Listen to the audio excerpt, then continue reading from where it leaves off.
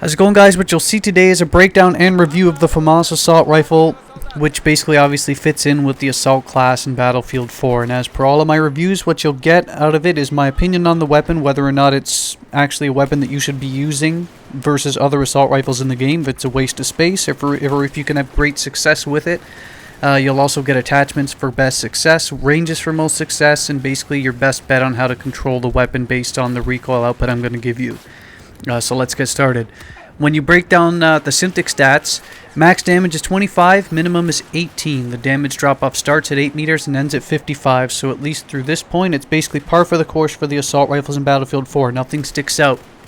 That being said, the fire rate is 1,000 rounds per minute, which is actually, I believe, the highest in the game, so that obviously will stand out.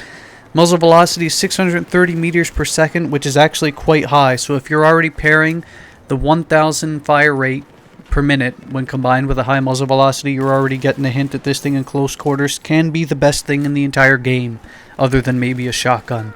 Because that's how good this thing is in short range. That being said, the magazine size is 26, which sort of splits the difference. The lowest is 21, the highest is 31. 26 isn't bad, but it's not great either, especially since you're going to be chewing through rounds so incredibly fast with that 1,000 fire rate. Every single round counts. When it fires a 5.56 by 45 NATO round, if you're interested in the actual projectile it fires.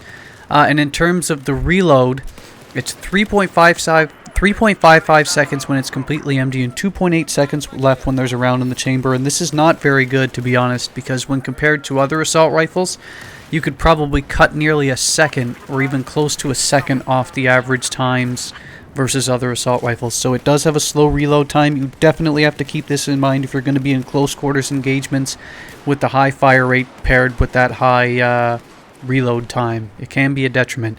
In terms of the recoil, it has a 0.4 measure in terms of recoil in the vertical, so going up, which is pretty standard for most assault rifles, so that's not a glaring issue here.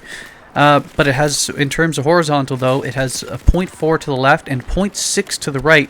Now, the higher the measure, the more it recoils, so in this case, a 0.6 to the right means it has a high horizontal recoil to the right, which is not a good thing for a high fire rate weapon. It means it'll be more difficult to control, especially if you're not firing in bursts.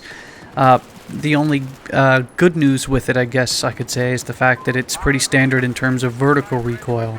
But that high horizontal recoil is a big issue with this weapon. Now, to counter that, of course, like I would suggest in pretty much every other circumstances, you can just fire in bursts over medium range. As I've already illustrated earlier, this thing is a close quarters monster that can absolutely chew through everything in short range. Its time to kill is one of the lowest in the game, just based on the amount of damage it outputs per round when mixed with that fire rate. So in close quarters, other than a shotgun, this thing will decimate everyone. That's where you should use it. Medium range, you'll be pushing your luck a bit because you'll basically have to fire in bursts. But because of the recoil, even with the bursts, will be difficult to manage. You're sort of pushing your luck, and long range is out of the question. Don't bother wasting your time. When it comes to the attachments I like to use, I equip the reflex sight. You absolutely want a laser sight for the added hipfire bonus in short range, which you're going to be using it for.